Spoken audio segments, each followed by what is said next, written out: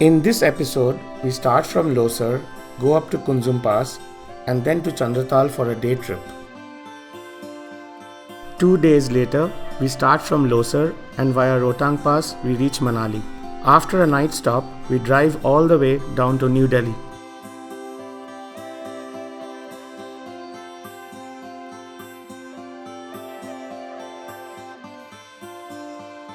We left Losar at 9:45 and drove westward towards Kunzum Pass. We began to climb up the pass. It is a terrible road, really more of a stony pathway. We drove at an average speed of 15 kilometers an hour. Kunzum top, at 15,060 feet, has a festive appearance with a row of chotans surrounded by thousands of colorful prayer flags fluttering in the wind. As we approached the top of the pass, the snow-capped Chandrabhaga peaks loomed up ahead of us. 3 jagged triangles with masses of glacier ice stacked along their flanks. We followed the custom of driving around the chotans in the clockwise direction.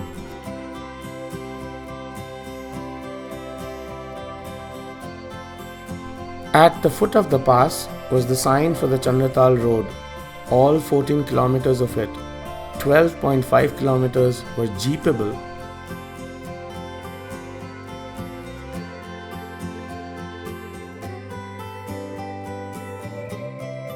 If we had thought that the road on Kunzum was bad, this road was much worse.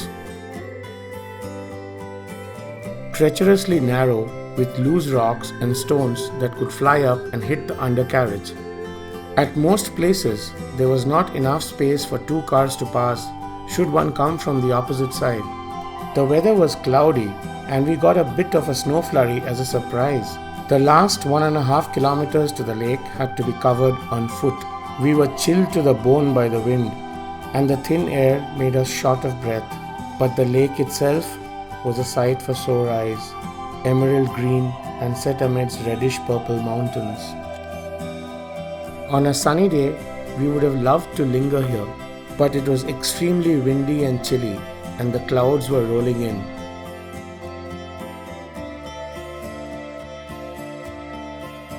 We walked back to the campsite, ate a hasty lunch, and then drove over Kunzum Pass again to reach Losar at 6:30 p.m.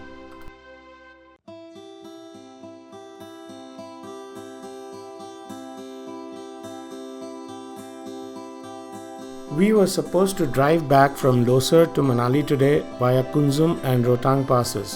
The Raid-De-Himalaya, an annual car and bike rally that covers various Himalayan stretches, had their Grumpfu to Losar stage today, and the road towards Kunzum was blocked from 6 am. The Nomad's cottage itself was fully booked, so we had to find another place. Finally, we got 2 rooms at the Samsung Cafe and Guest House. It had just 5 rooms.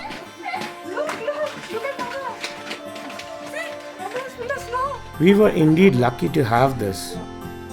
All through the afternoon and evening, other people came by asking for rooms. The owners even had to loan quilts to a group of people who spend the night in their tempo traveler.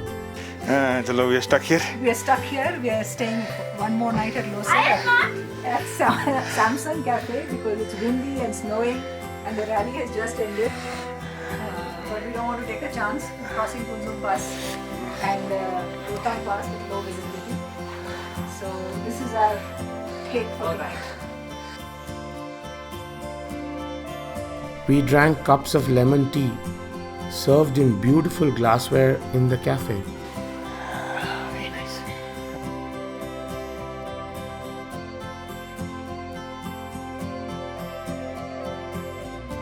We made an early start today, leaving Losar at 6:15 am, soon after daylight. The dashboard display told us that the temperature outside was -3 degrees.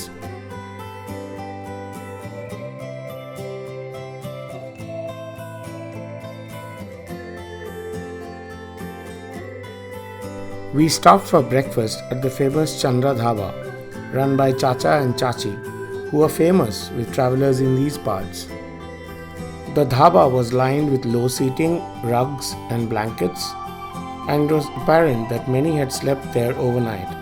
we thanked our stars for the Samsung guest house. They were extremely cheerful and posed happily for photographs while doling out tea, bread omelette, Maggi and parathas to hungry customers. En route, we witnessed the Raid-De-Himalaya's adventure rally.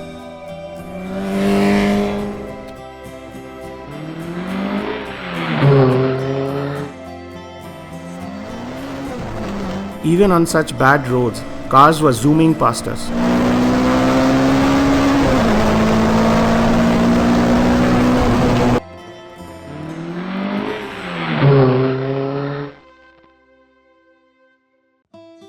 At one place on the road, a clump of grass had ice frozen along each strand and looked like an object d'art by the roadside.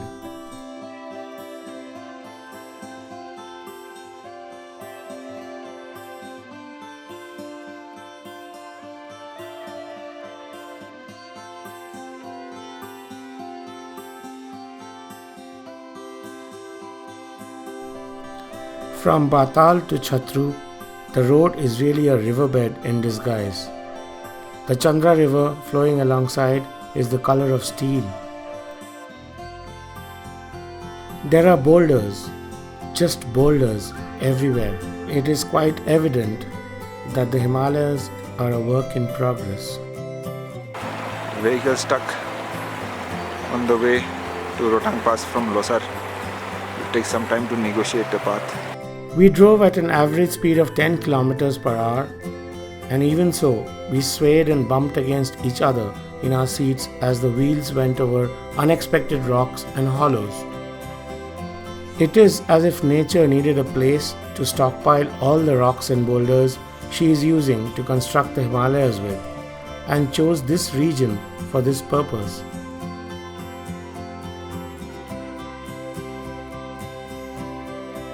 A quick stop at Chhatru Dhaba for coffee, and on we went. Batal and Chhatru are the only two places where a traveller can hope to get some sustenance and help along the entire stretch from Losar to Manali.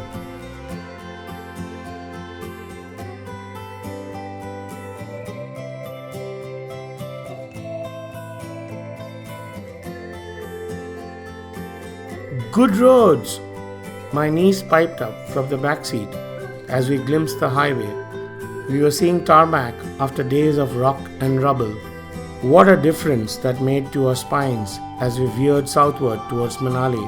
The climb up to Rohtang top, about 30,050 feet, seemed ludicrously easy.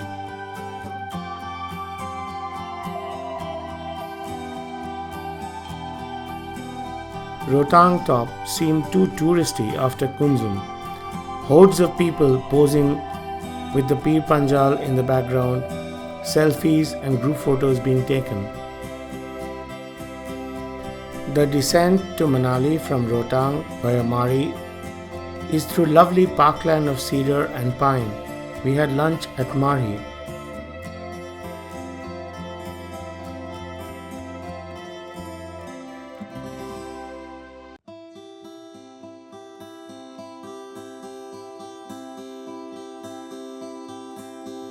GPS signal lost.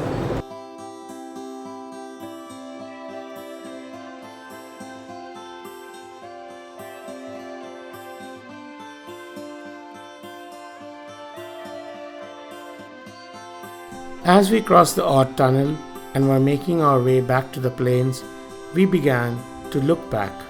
From Kinnaur to Kulu, this trip began and ended with apple orchards. But along the way, we saw groves of willow and poplar, red-billed choughs and Himalayan red foxes, Buddhist monasteries, Himalayan villages, high-altitude lakes and rivers, mountain passes at 50,000 feet, snow peaks and glaciers, all in one vacation. It doesn't seem possible, right? But it's true. Kinnaur and Spiti beckon.